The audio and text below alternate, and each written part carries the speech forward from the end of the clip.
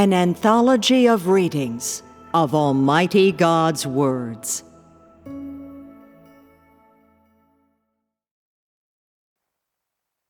Those incompatible with Christ are surely opponents of God.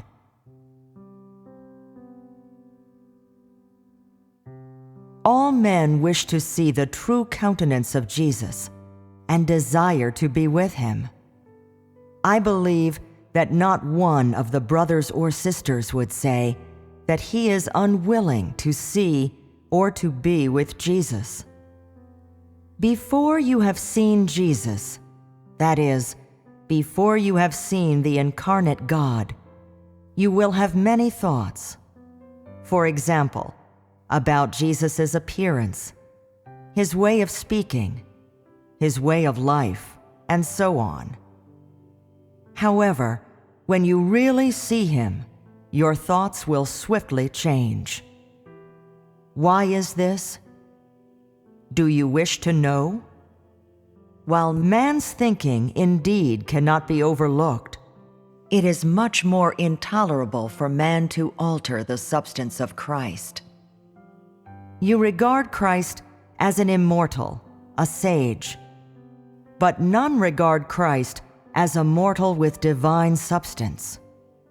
Therefore, many of those who yearn day and night to see God are actually enemies of God and incompatible with God. Is this not a wrong on the part of man? Even now, you still think that your belief and loyalty are such that you deserve to see the countenance of Christ. But I exhort you to equip yourselves with more tangible things. For in the past, present, and future, many of those who come in contact with Christ have failed. They all play the role of the Pharisees. What is the reason for your failure? It is precisely because in your notions there is a lofty, admirable God. But the truth is not as man wishes. Not only is Christ not lofty, but he is particularly small. Not only is he a man, but an ordinary man. Not only can he not ascend to heaven, neither can he move freely on earth. And so, people treat him as an ordinary man. They do as they please when they are with him, and speak careless words to him, all the while still waiting for the coming of the true Christ. You regard the Christ that has already come as an ordinary man, and his word as that of an ordinary man.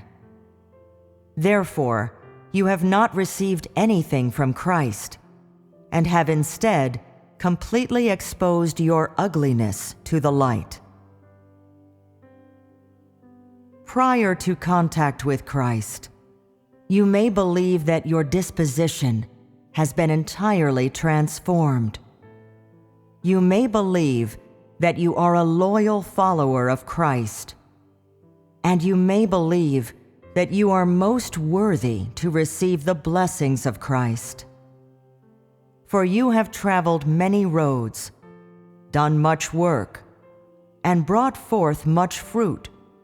So you must be a person who receives the crown in the end. Yet there is one truth that you do not know.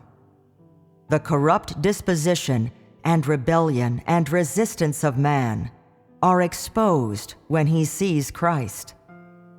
And the rebellion and resistance exposed on such occasion are more absolute and complete than on any other. It is because Christ is the Son of Man and possesses normal humanity that man neither honors nor respects him. It is because God lives in the flesh that the rebellion of man is brought to light thoroughly and vividly.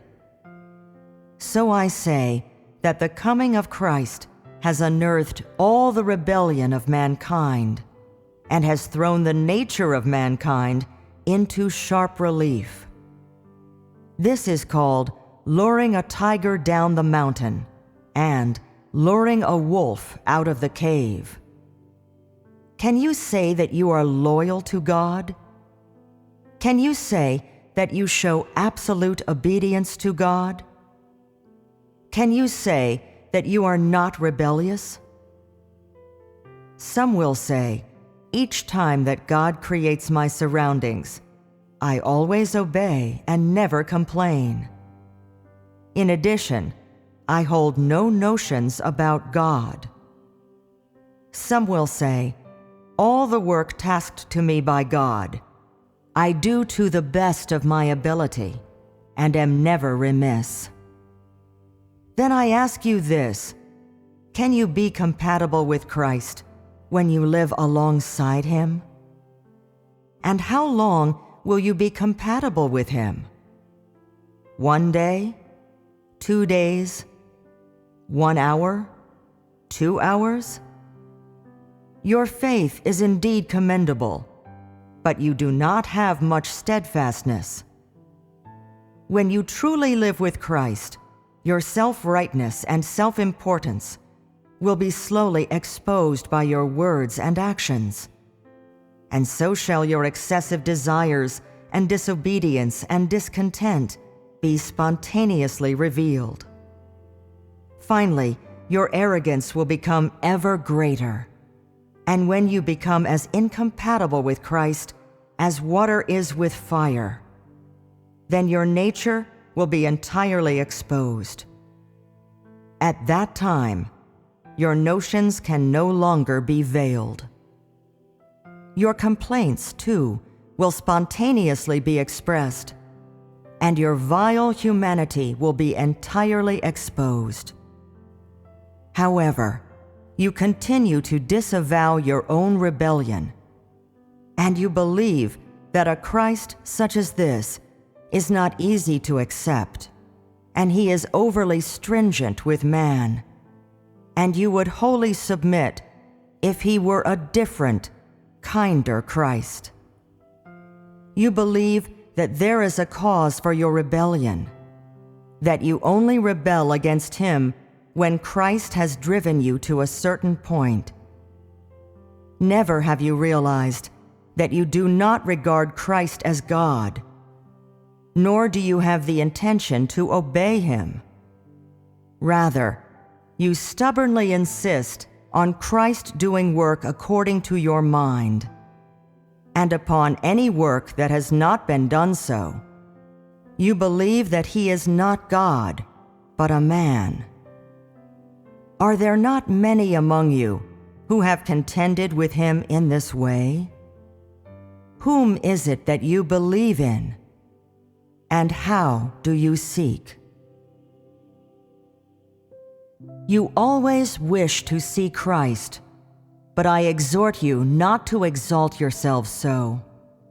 Everyone may see Christ, but I say none are fit to see Christ. Because the nature of man is filled with evil, arrogance, and rebellion. When you see Christ, your nature will ruin you and condemn you to death. Your association with a brother or a sister may not show much about you, but it is not so simple when you associate with Christ. At any time, your conceptions may take root, your arrogance bud, and your rebellion bear figs.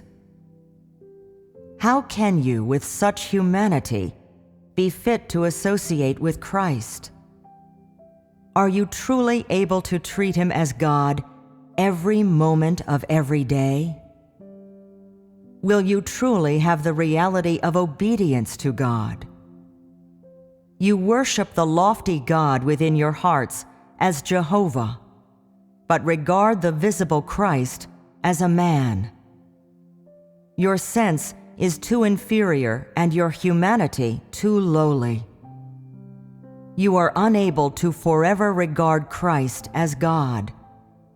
Rather, you simply pull him over and worship him as God when it strikes your fancy. This is why I say, you are not believers of God, but accomplices to those who fight against Christ. Even men who show kindness to others are repaid.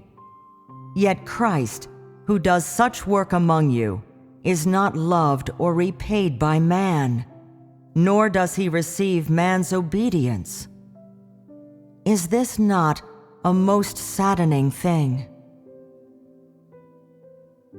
It may be that in all your years of faith in God, you have never cursed anyone, nor committed a bad deed.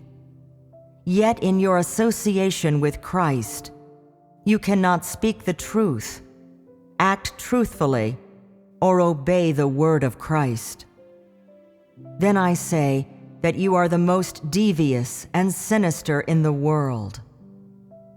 If you are especially cordial and loyal to your relatives, friends, wife or husband, sons and daughters, and parents, and never take advantage of others, yet you cannot be compatible and at peace with Christ, then even if you send your all in relief to your neighbors, or have taken good care of your father, mother, and household, I still say that you are wicked and cunning too.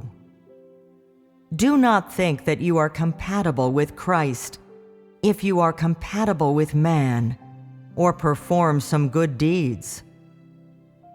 Do you believe that your kindness can purloin the blessing of heaven?